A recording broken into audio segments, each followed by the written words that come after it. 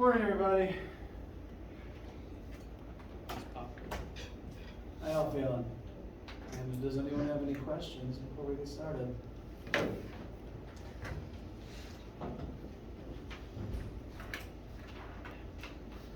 right. Any questions at all, do please cut me off.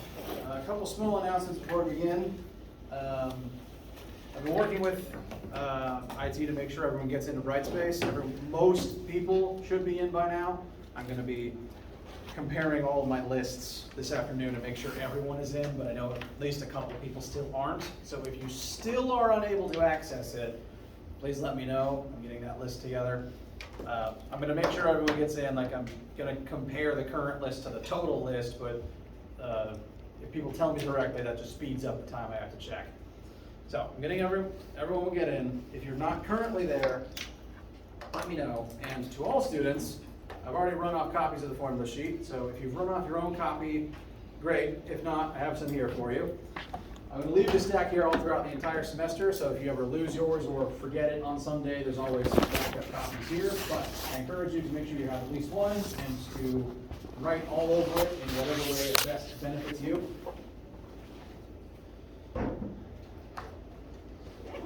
I apologize. The camera's right behind you. Oh, it is. Yeah, just somewhere slightly adjacent. I apologize. So if you don't have one, feel free to go ahead and come on up and grab one real quick. We've got, today we're going to be going over the first three variables related to motion and looking at the formulas for them. Every time I cover a new formula, I'm going to point out where on the sheet it is and make any recommendations as to what you should mark on it or label it. So I recommend you bring yours to class so that you have it present whenever we cover the new ones.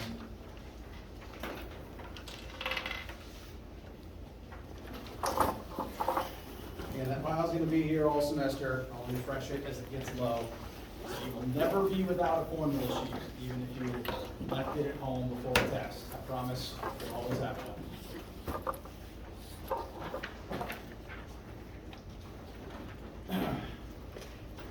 So, today we're going to be diving into chapter 1 really in earnest.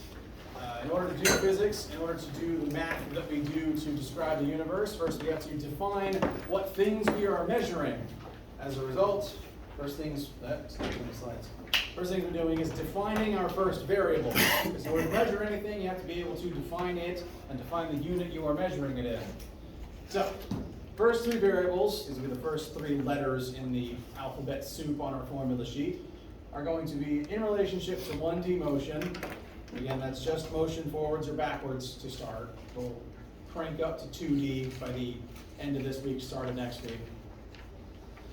These first three variables are displacement, velocity, and acceleration. Before I define them in too great a detail, I want to go ahead and point out that I am intentionally using the term displacement instead of distance and velocity instead of speed. Displacement and distance are similar. Velocity and speed are similar. But in physics, we use these terms specifically for a specific reason. I said a second ago that in order to do math, you have to define all the things you're measuring and calculating. So before I define these, I want to define a word that I am using in their definition, and that is vector. Has anyone in this room never worked with vectors before? Okay. So, when you measure anything, there's usually a number involved. So you take a ruler, figure out how long your shoe is. That number is a measurement of the length of the shoe.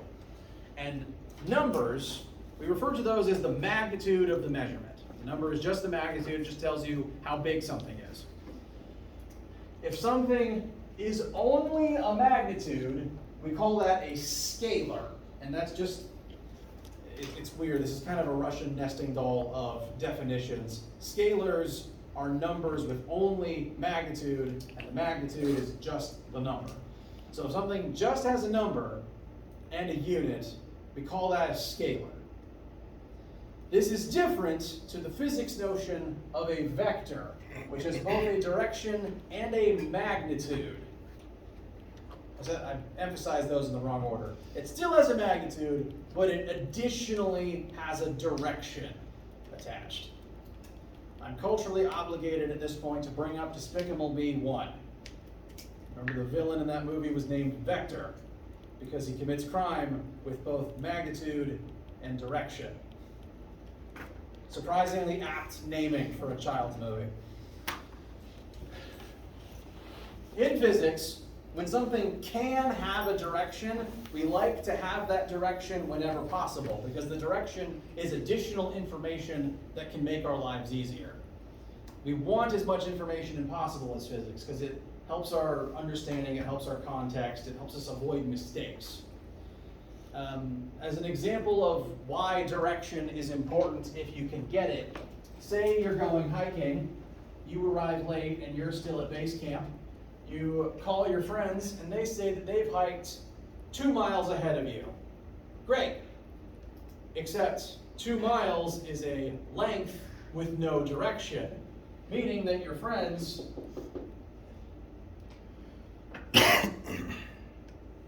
could be anywhere on the edge of that circle. You don't know what direction they went off in. That's less information, that's less useful.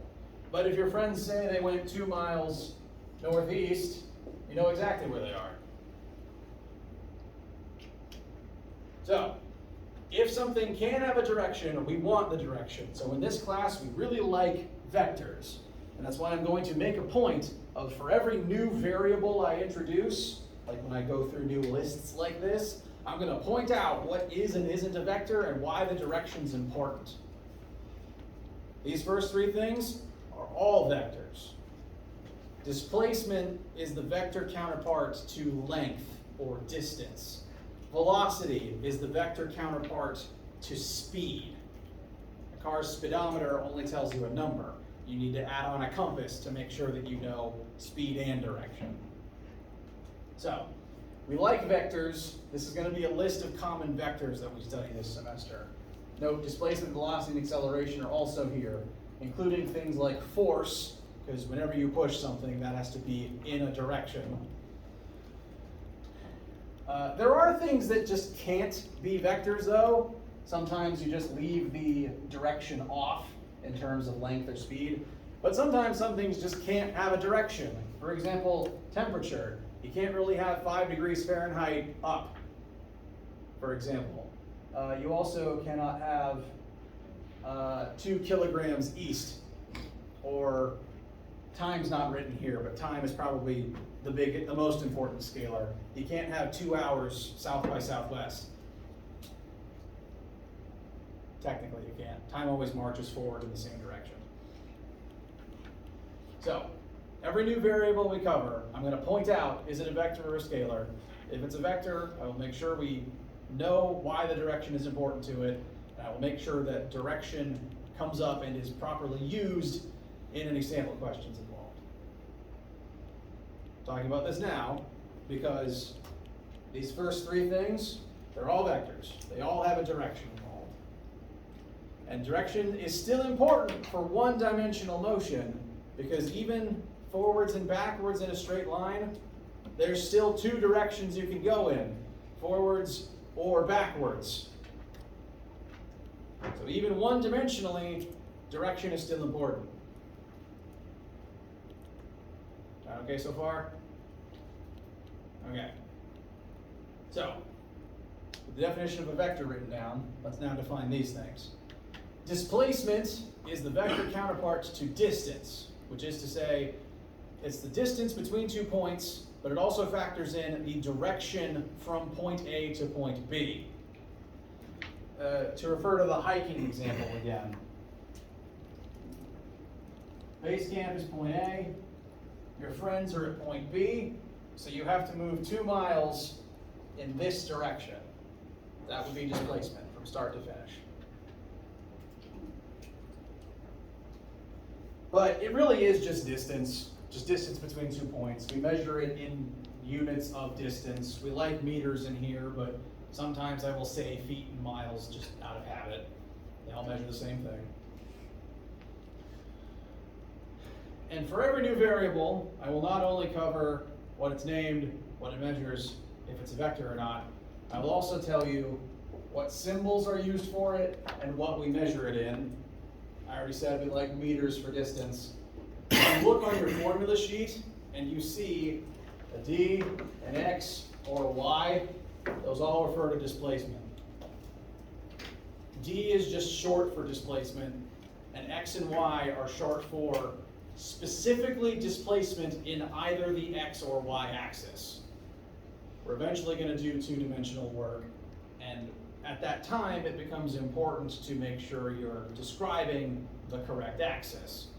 So at a certain point we'll be using x and y simultaneously.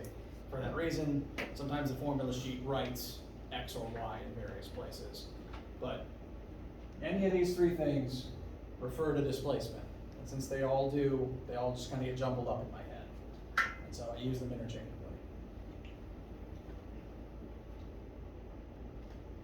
Displacement sound good? Okay. Now as we go down this list, each new one is going to refer back to the previous one. Velocity is the vector counterpart to speed. And you're probably familiar with speed as simply how fast you're moving. Definition of velocity still keeping with that. It is a measure of change of displacement over time. How far you move and how quickly you do so. Since velocity is a vector, we do care about directions. You want to know what direction you are traversing in. But very similar to speed, it's still how far you moved and how long it took you. So this is the definition of velocity. Velocity, lowercase v, equals change in displacement over change in time. And we like to measure it in units of meters per second. But other units include miles per hour, kilometers per hour. Any unit of distance over any unit of time can be a legal velocity measurement.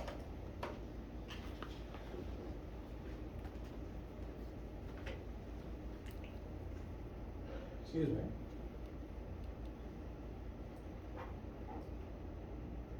Sound good? All right. Now for the weird one of this trio. Velocity refers back to displacement as the rate of change of displacement. Acceleration refers back to velocity as the rate of change of velocity. When you hear the word acceleration, what's the first thing that pops into your head? Car. What does the car do? Accelerate. What is the car doing as it accelerates? Speeding up. Speeding up. Very good. Gotta go fast. And that is, frankly, an apt definition. If your velocity is changing, you are accelerating. If we look back at velocity, in order to have a velocity, your displacement needs to be changing. That's what the triangle means. That's the Greek letter delta. Delta anything means change in that thing. To have a velocity, you have to be changing your current location.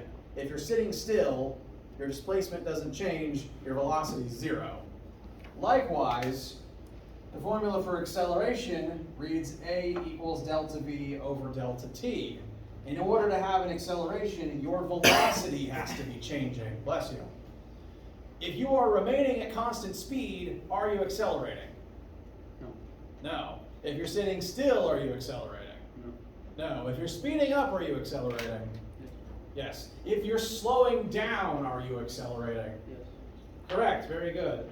In English, sometimes we say deceleration for slowing down, but in physics, we use the word acceleration to refer to both.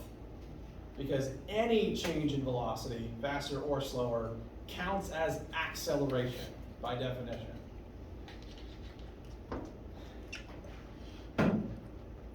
If you are slowing down, we simply consider that to be a negative acceleration. You are getting faster backwards. Which admittedly does sound a little bit weird, but I'm going to try to give you an example of what I mean by that. When you throw anything, it immediately begins falling the second it leaves your hand. Even as it rises, it is still technically falling already, because gravity has already taken over. Keep throwing markers and then I have to keep leaning over to pick them up. As soon as I throw this, as soon as it leaves my hand, let's say I can chuck it at 5 meters per second. Now, As soon as it leaves my hand, what happens to that initial velocity of 5 meters per second? It slows down immediately. It begins slowing down immediately, and that's because gravity's pulling this way. As soon as it leaves my hand, gravity is accelerating it down towards Earth, even as it still rises. And that's why it gets slower until it's kind of hard to notice, but it does stop for a brief nanosecond at its apex. It's very brief, but for a split second, it's stationary. Very brief. And for that split moment, its velocity is 0. It is slowed all the way down to 0. And then it speeds up down. It falls down. You could legally describe this process as slowing down and then speeding up. But I, trying to use this definition of acceleration, would describe this entire process as a constant negative acceleration. The entire time, the marker is accelerating down because its speed is always changing into this direction.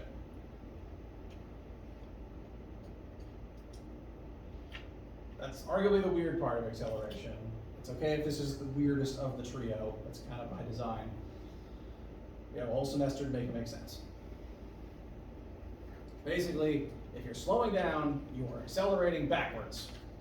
Same would be true, I don't recommend trying this, but the same would be true if you're driving forwards in a car, and while moving, you slam it into reverse, hit the gas, and then don't try it, but I've seen it in movies. You can, sometimes the car might brake, slam into reverse, hit the gas. While in reverse, you will come to a full stop and then immediately start going backwards. That whole process is likewise constant negative acceleration. Don't try it though, you'll destroy your clutch. Have you done it? Huh? Have you done it? No, I'm a coward. I'm a coward with no access to a racetrack. Another vehicle doesn't sound nice either. Another vehicle doesn't sound nice either. No, I like my car. It's old, but it works. Bless you.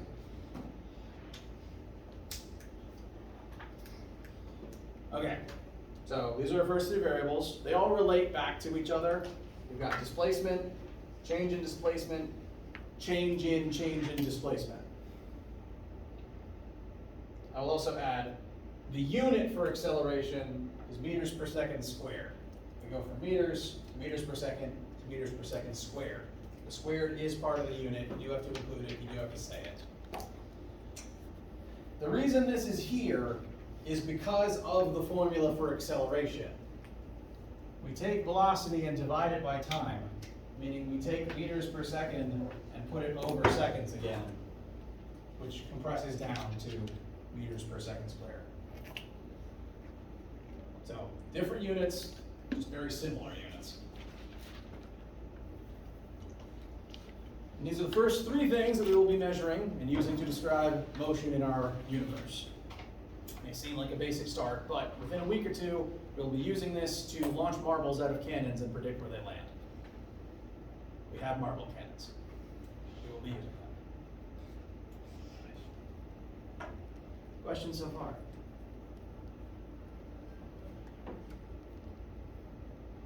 All right. One last thing before we move on. These are our first 3 variables, but I've secretly already taught you a secret 4th one. That being time, because 2 of these already have time in their definition. So we actually have 4 starting variables: displacement, velocity, acceleration, and time. Time is unique in that it is always a scalar. It does not have a direction, so you do not have to worry about that. But using those 4 variables, we can now take all these variables that we can measure and look at how they're related to each other, how we use the language of math to relate them to each other and solve problems. In this class, we do a lot of math, we have a lot of formulas, and these are the first 4 that we're going to talk about. In this department, it is tradition to refer to this family of 4 formulas as the Fantastic Four. That's how I learned them. It's stuck in my head. Now it has to be stuck in yours as well. Likewise, the formula sheet also makes this joke. We have the movie poster there from the most recent version of the film. There are better ones. Right next to the formulas themselves. Now, I always refer to them in the same order, so we're going to use these constantly. Like, these are the motion formulas. We refer back to them all the time because all throughout the semester, things are going to be moving.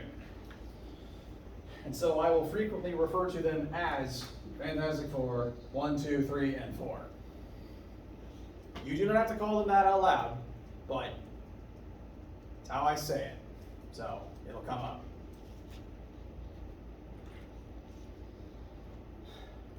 So every time I teach you a new formula in this class, I'm going to make sure to describe out what it's used for, all the variables that are in it, and then work through several examples utilizing it.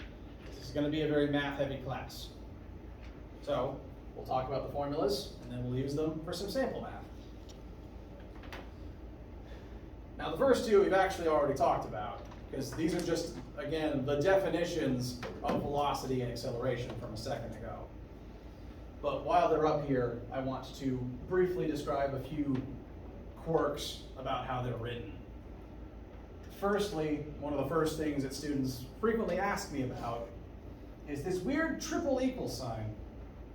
And it's worth noting because the next two don't use it. Now, the official statement, all the information that you need about the triple equal sign is it's an equal sign. You don't have to do anything different about it. Anytime in either my notes or any other research materials that you look up online, you don't have to treat this any differently. If anyone ever uses it in any textbook or word question, it's just an equal sign. Don't have to think of it any differently. It does have a slightly different definition, but you treat it as an equal sign. Now that definition is, I'm going to use it in a sample sentence. Acceleration is defined as delta v over delta t, as opposed to delta x happens to equal all of this. Technically, the triple equal sign means is defined as. It's technically even stronger than an equal sign because these two things aren't coincidentally the same, they're defined as the same thing. If you look up acceleration in a textbook, in a dictionary, this is what you get. This isn't the definition of displacement, it just happens to be equal to it. So here it's a coincidence, here it's intentional. That's really all it means. You don't have to treat it any differently. You can forget that whole last 2 minutes if you want, just an equal sign. So that's what that means. Next up, I'll review again, the delta means change in. And I want to point that out because it does affect how you can write out the equation. Delta anything is a change in whatever it is attached to, which means it can be rewritten as final minus initial. This change in anything is the difference between where it begins and where it ends. So, delta anything is final minus initial. I want to point that out because sometimes a word question might tell you, say if the goal is to use this formula, it might tell you velocity, time, and final location, and want you to find initial location. If you just look at this version of the formula, there's no x initial in there until you remember the definition of delta means that there is one buried in there. So do keep that in mind. The formula sheet may not show that equivalency all the time, but it's always there as long as there's a delta sign. Two more quirks with how those first two are written. One, this little zero right here means initial, if you haven't used it that way before. Some people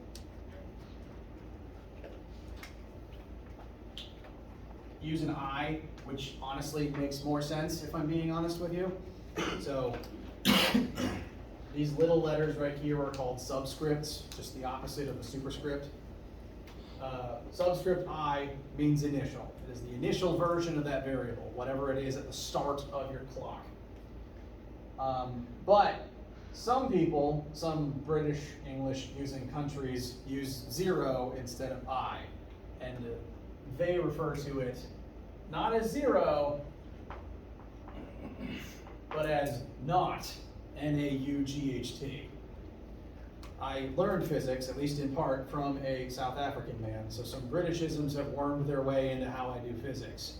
So if I was to read this out loud, 50% of the time I might say xf minus x naught over t. So I just wanted to make that disclaimer. The subscript 0 means initial. The formula sheet tends to have the subscript zeros written on it, but in my brain they're interchangeable, and whenever two things are interchangeable, it's kind of random which one I actually end up using. Sometimes I'll accidentally swap midpoint through a word problem. Like I could be using 0 all the way through and then randomly write I instead.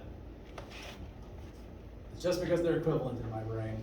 My goal is not to trick you. I'm not doing it to be confusing, I'm just doing it because my brain is weird. And whenever you say, look up formula sheets, or even on my notes, or even any resources that you check online from other textbooks, or whatever you happen to look up, sometimes you'll see I, sometimes you'll see O. They all mean initial. The only consistent one is F for final. Sound okay so far? Sorry to front load all the weird math at the start. The last quirk I'll point out briefly is just these weird underlines. Anything that's underlined is a vector. Notice that the time in none of these technically is ever underlined, because time's not a vector. But the A, delta X, V, those are underlined.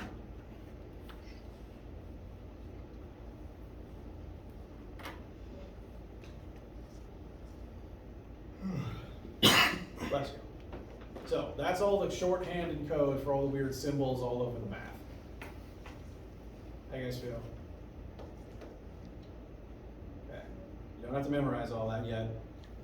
I'll re-explain it 8 million times if I need to. So, first two equations are the definitions of velocity and acceleration. We talked about them when we were defining those concepts.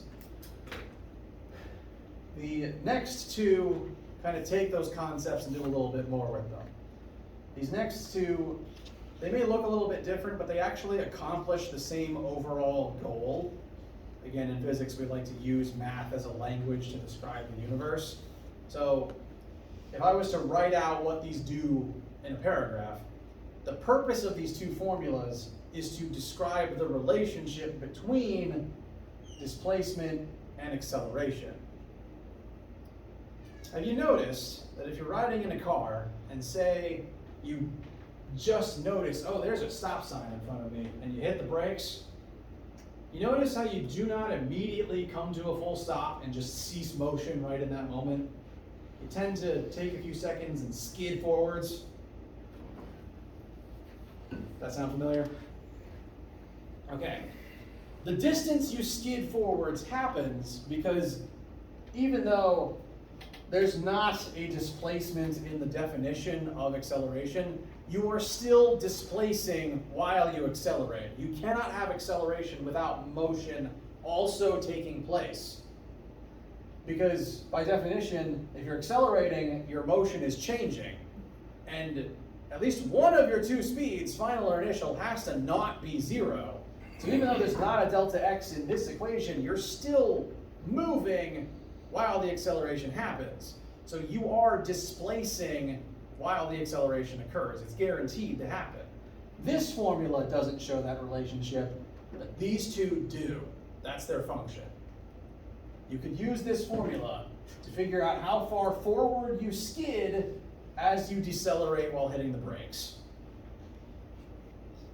Likewise, the reverse is also true. When you're stopped and you then hit the gas, it not only takes time to speed up, but you start moving while speeding up, right? Like you move through all those lower speeds on your way to the one you want to be at, and you're constantly moving forward the entire time. It's why race cars need a piece of the drag strip specifically for speeding up before they actually hit the rest of the track at the speed they want to be at. Make sense? I hope. Okay.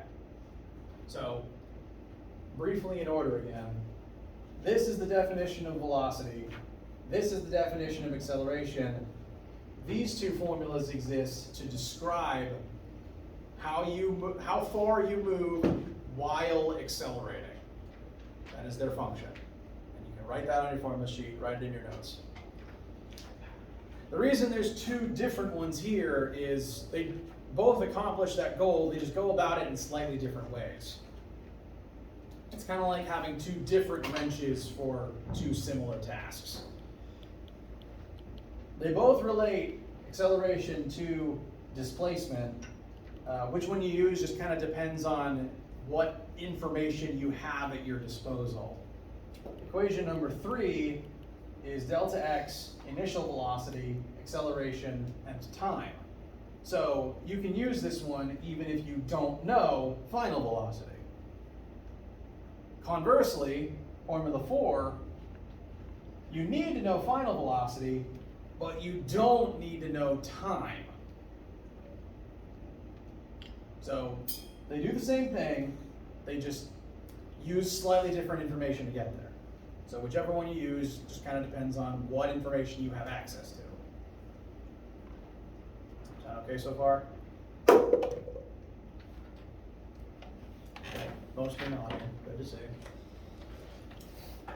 So, these are our first 4 formulas. I'd like to use them just very briefly before we break for the day. Help the practice sink in. So, we'll step through a few quick sample questions, try to use each one at least once.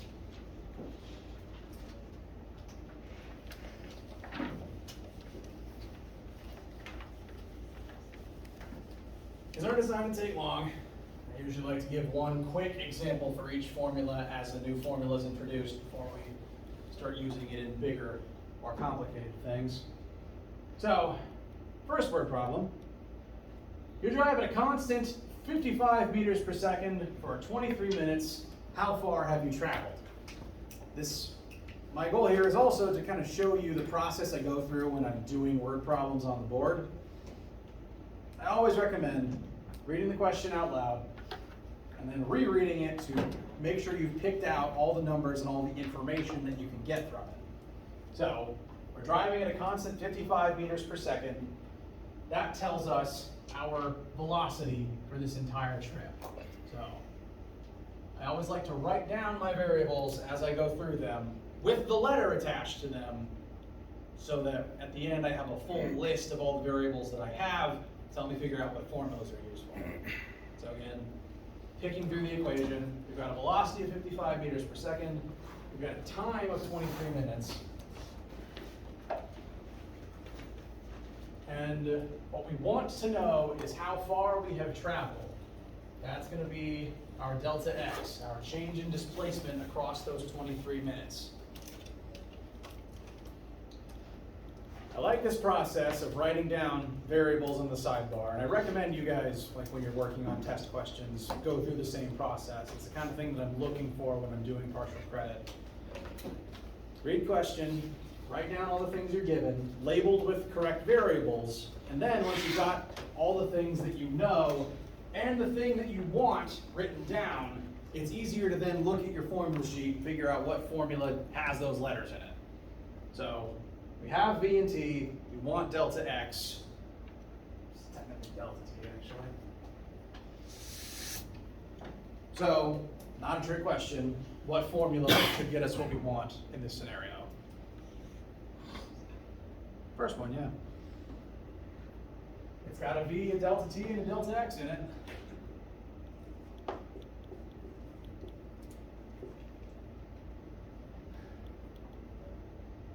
So, of the 3 things in it, we know 2 of them, we want the 3rd one. Algebra will allow us to get there. So, we just start plugging things in. 55 equals delta x over 23, correct? Saw a few of you notice it. Why do we not just want to proceed from here? It's in minutes. It's in minutes, very good. Our velocity is in meters per second, our time is in minutes. We do want those to match. The metric standard for time across this course is seconds, so I'm going to recommend we turn minutes into seconds. I will re-demonstrate my conversion tactic. 23 minutes. 1 minute is 60 seconds. I write it like this to cancel out minutes and leave seconds behind. 23 by 60 will tell us the number of seconds that pass. I believe it's 1830 or 1380. 13. Thank you.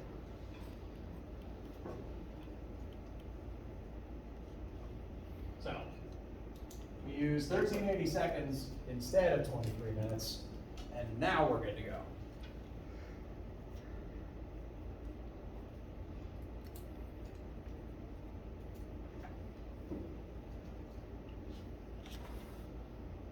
So, quick algebra review. How do we get delta x by itself?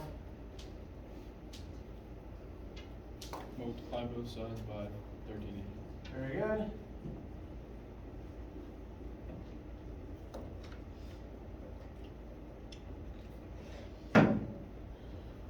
Multiply both sides by 1380. That will cancel out the two 1380s on the right.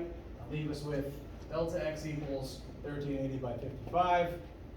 And what does that end up being for delta x? 75,900 Very good. And what unit is that in? meters per, yeah, meters. Just meters, because it's displacement. That is how far the car moves, which is very far, actually. 55 meters per second is booking it.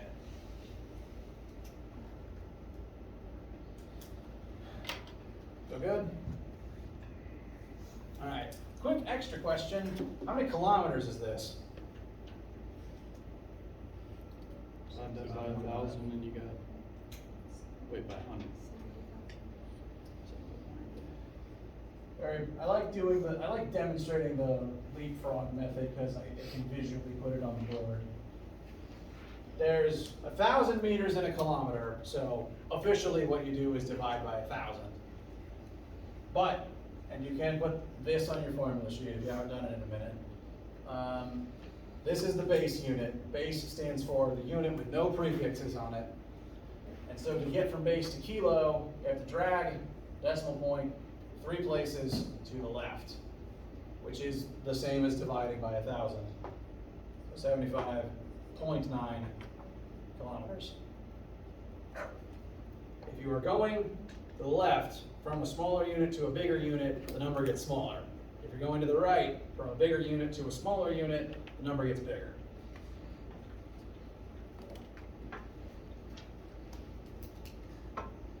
Feel good?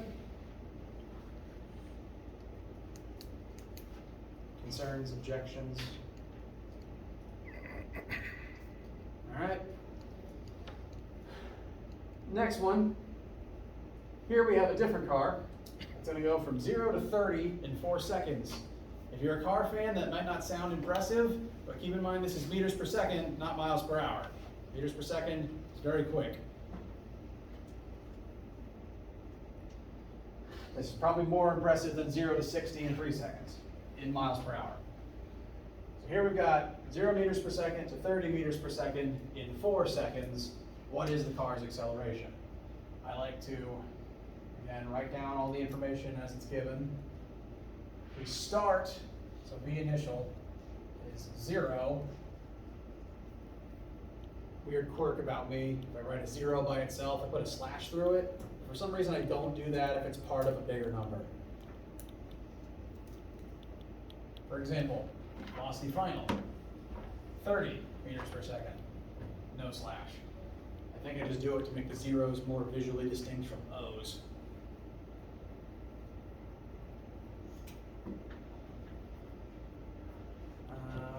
Velocity initial, velocity final. We are also told this process takes 4 seconds. And we want to know what is the car's acceleration as this happens. So, we've listed out all the things we know and what we want. What formula contains V initial, V final, delta T, and A? Acceleration. Very good. Again, I'm not tricking you. A equals delta V over delta T. How do we rewrite delta V to be in terms of what we have in this case? A equals velocity final minus velocity initial Very good. over. Delta anything is always final minus initial very specifically. Do not get that reversed. So, rewritten like that, we want A, and we know these three things, so we're good to proceed. A equals 30 minus 0. We want to be very specific to get them in that order. Divided by 4. And that should tell us 7.5. What would the unit on that answer be? Very good.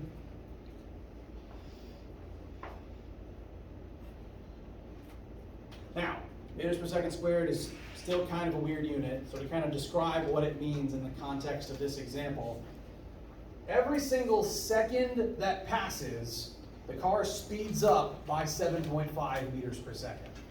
So, 7.5 meters per second every 1 second is what that math relates to. So, at time of 0, the car is still stationary at 0 meters per second. At time of 1, we've now sped up to 7.5. At time of 2 seconds, we sped up to 15. At time of 3 seconds, we sped up to 22.5. At time of 4 seconds, we sped up to 30. That happens every second for as long as this is your A value. Cool? Okay. I'll note real quick that the final minus initial is very important because if you get that backwards, you get a negative answer, implying you're accelerating backwards. Now, sometimes you will accelerate backwards. Sometimes you do slow down. If instead of speeding up, this guy hit the brakes, you'd get a negative answer. So that does happen sometimes. So always make absolutely certain to label which one's final, which one's initial, and then put them in the right order.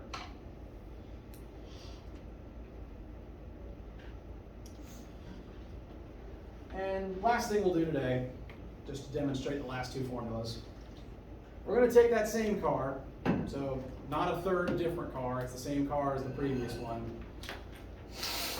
We want to know how far it travels. As I already said a second ago, that it takes a wind-up distance to accelerate over, like you are traveling while the acceleration happens, correct? We figured out that acceleration. We want to know what that displacement is. We want to know how far we have to travel while that winds up.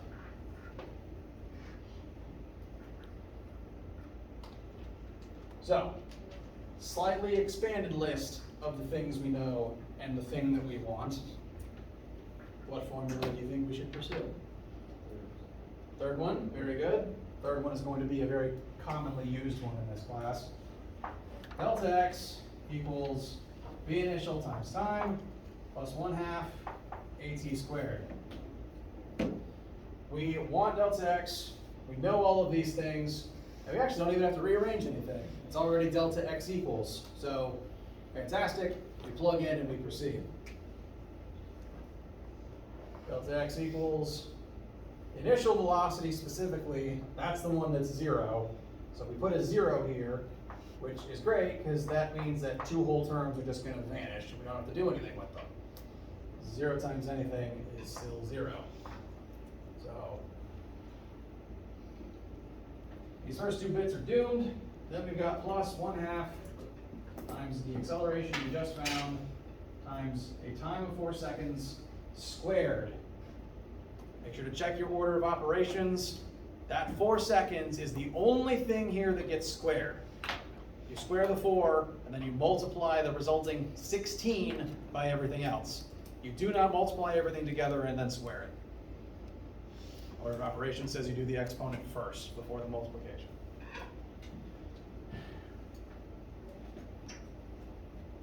Sometimes if you put it all into your calculator at once, depending on how you did it, it might do it wrong, because the thing about smart calculators is they're actually really dumb. So part of this class is going to be making sure putting in parentheses in the correct place in your calculator so it doesn't mess up. But if you do this right, it simplifies to 0 plus 16 1/2. I apologize for unloading. 1/2 times 7.5 times 16. Eventually, this should simplify down to a single final answer of 60 meters.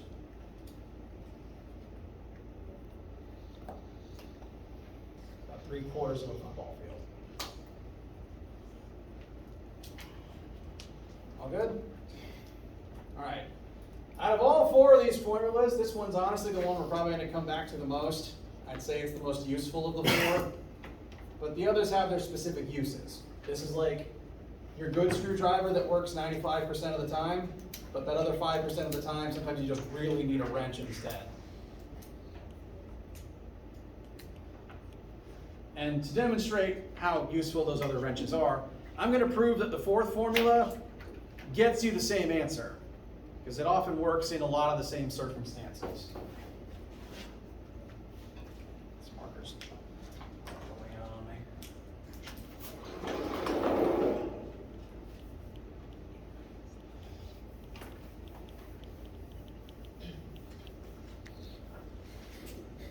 So the 4th one says, that one's going too.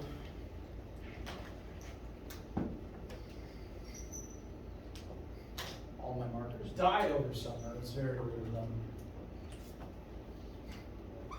VF squared equals V initial squared plus 2A delta X.